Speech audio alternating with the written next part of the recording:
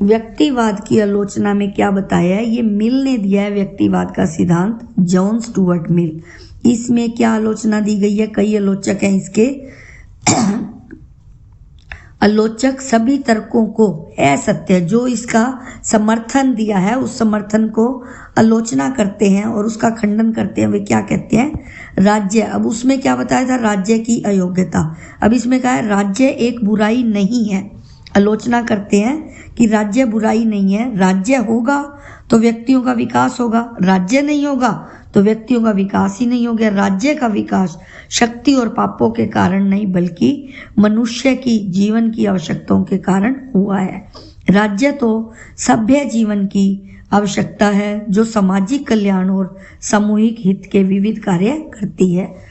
अगला पॉइंट है, राज्य कार्य और मानव स्वतंत्रता परस्पर विरोधी नहीं है। जो राज्य के कार्य हैं और मनुष्य की जो स्वतंत्रता है वह विरोधी नहीं है बल्कि एक दूसरे के पूरक है।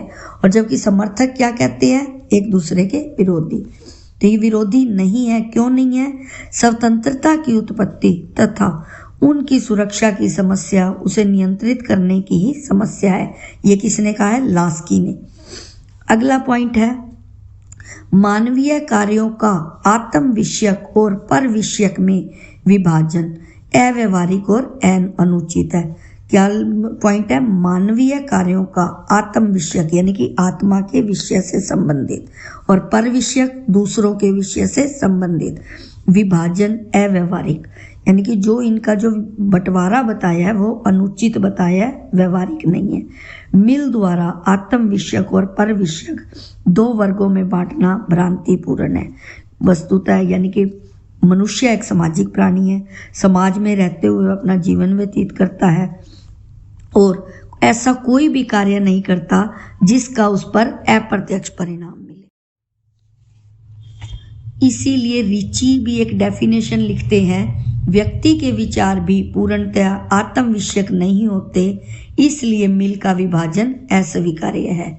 अगला पॉइंट है इसका, समाज संबंधी दृष्टिकोण। समाज संबंधी दृष्टिकोण में क्या है, व्यक्तिवाद का एक बड़ा दोष समाज के संबंध में उसकी धारणा है। क्या है, समाज के संबंध में गलत विचारधारा। व्यक्तिवादी समाज को ऐसे व्यक्तियों का समूह मानते हैं जो प्रकृति से स्वतंत्र, परिपूर्ण, गुण और अधिकारों से संपन्न होते हैं। अब समाज संबंधी दृष्टिकोण, जो समाज के बारे में जो विचार है उसको त्रुटिपूर्ण मानना है। नेक्स्ट पॉइंट है, मनुष्य सदैव अपने हित का सर्वोत्तम निर्णायक नहीं होता। इसमें क्या बताया, मानव हमेशा जो कार्य करता है अपने हित के लिए वो पक्का तो नहीं है वो सही होंगे, सर्वोत्तम होंगे, उत्तम होंगे।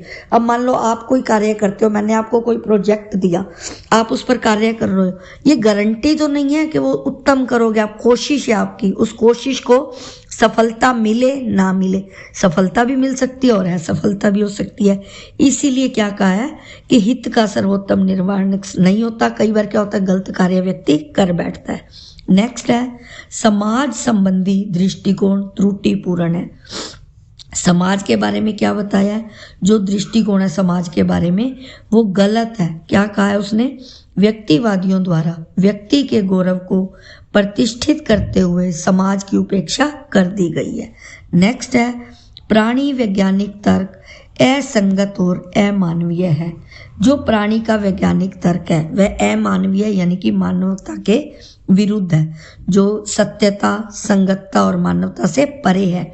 सर्वप्रथम योग्यतम एक सापेक्षिक शब्द है। योग्यतम यानी कि योग्यता, किसी व्यक्ति में कार्य करने की योग्यता का गुण होना। जो प्राणी है योग्यता रखता हो तब तो वो वैज्ञानिक मानवीय रूप ले सकता है, अगर उसमें योग्यता नहीं है तो वो क्या है, अमानवीय रूप लेता है। आगे के टॉपिक हम आगे के जो पॉइंट है वो हम कल करेंगे। उसमें नेक्स्ट अभी हमने 7 पॉइंट किए, आगे अभी 13 पॉइंट तक हैं। 2, 4, 6 पॉइंट जो बाकी बचे हैं वो हम कल करेंगे।